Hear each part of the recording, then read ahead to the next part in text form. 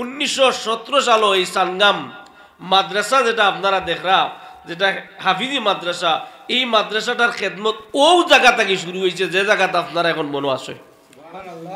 বদরপুরি রহমতুল্লাহ আলাইহি কইছেন আপনি কুরআন শরীফের খেদমত শুরু করক। আপনার কুরআন শরীফ যদি আপনি তিলাওয়াত শুরু করেন আপনার রিজেকের অভাব হইতো না, রিজেক আল্লাহ আসমান থেকে আপনারে পাঠাইবে।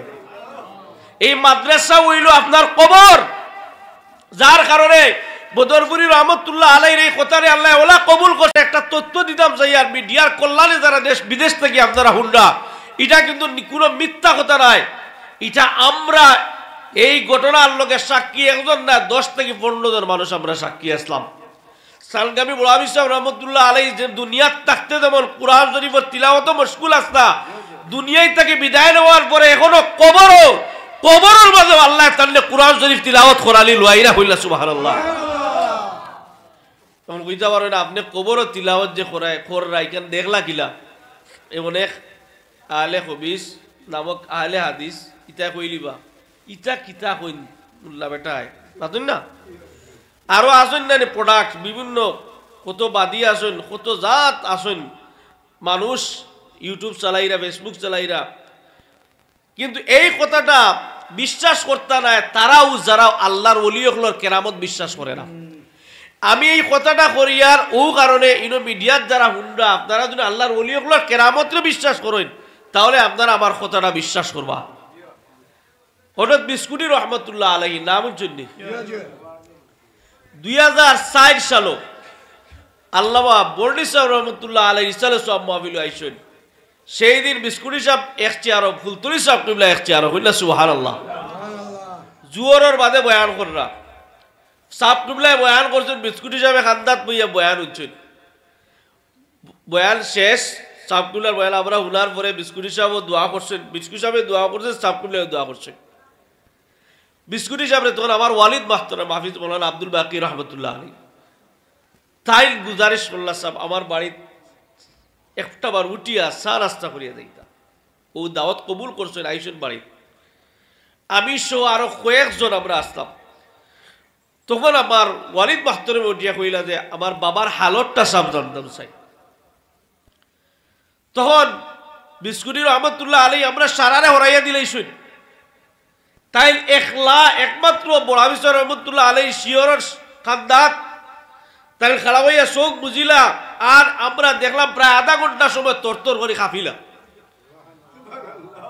কাঁপতে কাঁপতে এক পর্যায়ে সালাম করছেন, পয়লাতে সালাম করছেন, আর লাস্টে তার যখন শেষ হয়ে গেছে মুরাকাবা তখন সালাম করিয়া বক্তব্য দোয়া করিয়া ইচ্ছেন। আওয়ার বাদে আমার ওয়ালিদ মাহতারামরে কইলা আপনার বাবারে আমি কুরআন শরীফের তিলাওয়াতের হালতের মাঝে পাইছি। আমি তিলাওয়াতের হালত দেখিয়া আমি তার সালাম যখন করছি আমি দেখছি তিলাওয়াতের হালতে। আমি যে তিলাওয়াতের মাঝে কোনো যে তাল যে বিঘ্নটা গোটাই নিলাম নি নাকি, তা ও কারণে আমি একটা তরতর করি হাফিজ হইতালে সুবহানাল্লাহ। আল্লাহর ওলি হকলর এই কথাটা খালি বিস্কুটি সাহেব বললাই সাহেব কবিলা রহমতুল্লাহ আলাইহি তারও আগে, তারও 12 বছর আগে 1992 সালে ফুলতুলি সাহেব কবিলা এখানে কইলিচন কইলা সুবহানাল্লাহ।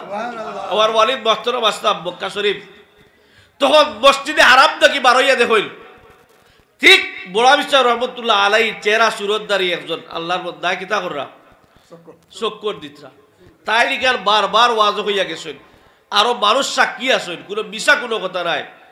তাই একদম বুড়া বিশ্বাস করছে না, সব তো বুড়া বিশ্বাস, কিন্তু বাবা শব্দকার খালি কইতে চাইছেন এর মাঝে আউড়ি দিলে।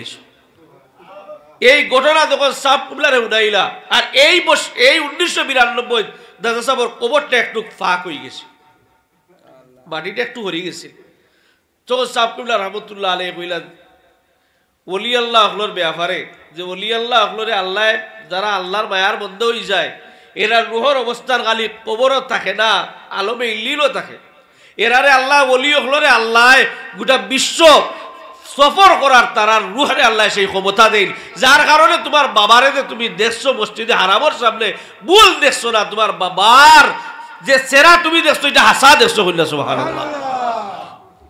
এরপরে কইলা এই জায়গা তোমার বাবা সানগামিজ রহমতুল্লাহ আলাইহি কোরআন শরীফের তিলাওয়াত আসেন, এই জায়গাত ও মাত কথা ইটা থাকি একটু বা বিশৃঙ্খলা থাকি এই গালা খাসারে একটু হেফাজতে আপনারা রাখুন যেন। হাজিরিন একরাম, এরপরে ওটা বালাউডি রহমতুল্লাহ আলাই। বালাউডি রহমতুল্লাহ আলাই উত্তো তান ইন্তেকালের আগে ইয়া তাইনও সেম কথা হইয়া গেছে। অত বড় বড় অলি আল্লাহ হল মাতুন না সাবটুল্লাহ বিস্কুটি রহমতুল্লাহ বালাউডি সাহেব, এরার মুরাকাবার মাধ্যমে আমরা এরার চোখ আর আমরা চোখ তো সমান নাই। এরার কাশফর মাদ্দা আছে, এরা চোখ মুজিলে দেখতে পারে 3.5 হাতর নিচে কিতাস। হাজিরিন একরাম, তো আল্লাহর বন্দারে দিলা দুনিয়ায় যৌদে বদরপুরি রহমতুল্লাহ আলাইহি কইসলা যে মাদ্রাসাই আপনার কবর। কথাটা আল্লাহ কবুল করছেন না করছেন না? আল্লাহর ওলির জেলা খেদমত এই যে জারি রাখছেন, আল্লাহ কবুল করো আমিন। আর আরেকটা কথা কইমু, তাই ওলা আশিকে রসুল আসলাম। আশিকে রসুল কতটুকু আসলা একটা কথা আপনারা কইলে বুঝিলি বা হঠাৎ বদরপুরি রহমতুল্লাহ আলাইহির খেদমত গিয়ে একদিন কইলা, সাব আমি রহমতুল্লিল আলামিনের স্বপ্নে দেখি, আমি চাই আল্লাহর হাবিবরে জাগ্রত অবস্থায় দেখতাম। স্বপ্নে দেখা এক জিনিস, জাগ্রত দেখা আরেক জিনিস। আর সরাসরি দেখলে তো আপনার সাহাবি মাতুন না সাহাব বল। এখন যদি অনেকে মিডিয়ার কল্যাণে কইতে পারে জাগ্রত অবস্থায় দেখছেন তো তার মনে সাহাবি হয়ে গেলেন নাকি? তা না, আপনারা এখনো বাঙ্গিয়া দেই সরাসরি আল্লাহর হাবিবরে যে দেখবা ইমানের সহিত তাই সাহাবি। আর আল্লাহর হাবিবে ফরমাইছেন যে ব্যক্তি আমার উম্মতের মাঝে যে ব্যক্তি আমারে স্বপ্নে দেখবো হে আমারে জাগ্রত অবস্থায় অতি সত্তর দেখিলেই বলেন না সুবহানাল্লাহ। তা হাদিস আছে। স্বপ্নে তো আল্লাহর অনেক বন্ধু থাকলে দেখুন না দেখুন না, স্বপ্ন মানে গুমর মাঝে দেখা, আর জাগ্রত মানে চোখ মুজিয়া দেখা করেন না সুবহানাল্লাহ। পার্থক্য বুঝছেন নি? আর সরাসরি দেখইল ডাইরেক্ট চোখ কুলিয়া দেখা। ও কিয়া বদরপুরি সাহেব কইলা আপনি তো স্বপ্নে দেখরা দেখিয়াও কিন্তু আপনার আফসুস মিটেন না নি? বলে সাহেব আমি জাগ্রত অবস্থায় দিতাম, কারণ আল্লাহর হাবিবেনু ফরমাইছেন যে ব্যক্তি আমার স্বপ্নে দেখবো যে জন্য আমার শক্তি দেখলো ফাইন্না শাইতান লা ইয়াতামাসসালু ফি সূরাতি, কারণ শয়তানে আমার সূরত ধারণ করতে পারে না। অন্য হাদিসও আছে হে যেন অতি সত্তর আমার জাগ্রত অবস্থায় দেখবো। ও বদরপুর সাহেব কিতা করলাম, তার খান্দ আছিল একটা চাদর, তো শীতর দিন আছিল, চাদর ওখান দিয়া কইলা ওখানটা উড়িয়া গিয়ে ওরা আরাম করিলা। টঙ্গি ঘর আছিল বদরপুর সাহেব, আমি দেখি আসছি। ও চাদর খান উড়িয়া যখন চোখ মুজিলা, চোখ মুজার লগে লগে রহমতুল্লিল আলামিনের দিদার নসিব হয়ে গেছে কন্যা সুবহানাল্লাহ। ওলা আশিকে রসুল আসলাম।